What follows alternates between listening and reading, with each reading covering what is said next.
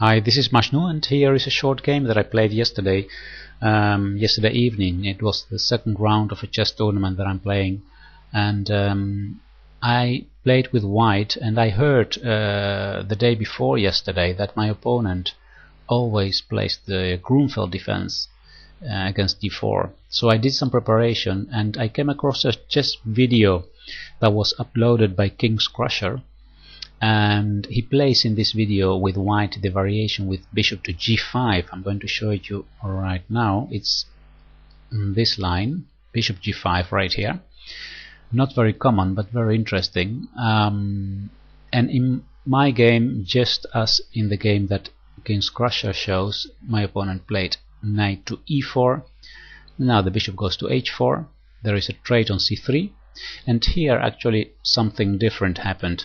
In the game that King's Crusher shows us, his opponent plays d takes c4, and the game continues with e3, bishop e6, defending c4, knight f3, developing bishop g7, bishop to e2, and castle kingside both sides.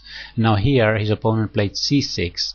That's a very, well, a bit of strange move, occupying the square where the knight perhaps could go, and also not playing c5. c5 is a move in the Grunfeld that we see a lot, but c6 is very well, let's say a bit strange. Now in that game King's Crusher played knight to g5, and the game continued with bishop to d5 and then e4, h6, and it well, was a very interesting fight. But let me return to my game, because in my game not d takes e4 was played, but the more quiet bishop to g7. Black prepares to castle, and I played e3. Now c5 was played, knight to f3, now queen to a5, and that, well, was a bit of a surprise. Queen to a5 is a move that is often played in the Grunfeld in other variations, like the exchange variation, and then we see this queen to a5 idea. Now the problem here with queen to a5 is that the e7 pawn in this variation is attacked by the bishop. So black has some trouble with castling kingside because this pawn will be hanging. I played queen to d2 here, and perhaps this was the moment for black to play e6, and then prepare to castle kingside. But well, on the other hand, playing e6 doesn't look very attractive, because then you lock in your light square bishop. So my opponent plays c takes d4 here. I retook with the c pawn, and then he traded queens.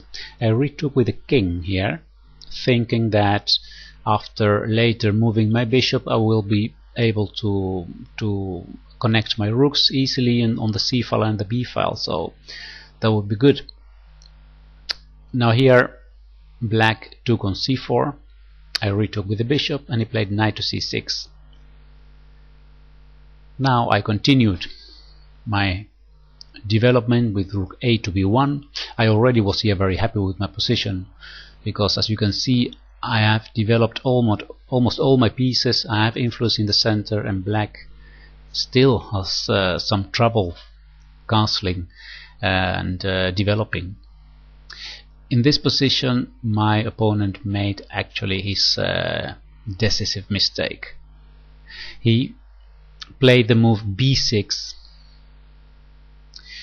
because, well, the pawn on b7 is under attack by the rook, so he cannot develop his bishop. So b6 is in that sense a logical idea, but it simply doesn't work.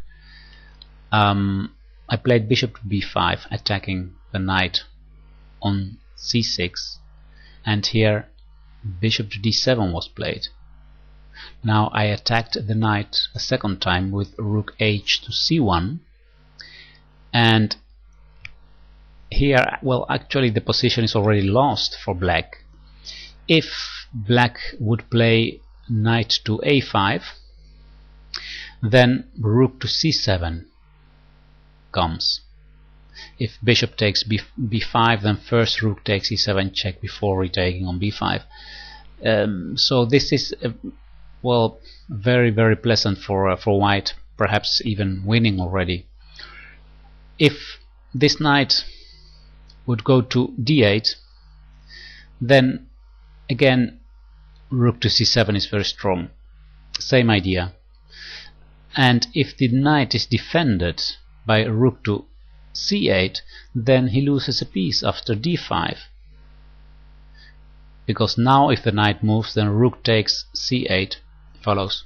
Let's say knight to d8, rook takes c8, and the bishop is pinned. Now what my opponent did was even worse. He played knight to b8, thinking that he would be defending his bishop on d7 this way. But surprise, rook to c8 is checkmate, and that was the end of the game.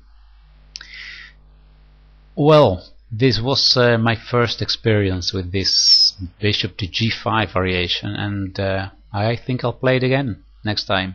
Alright, thanks for watching, and I'll see you next time. Goodbye.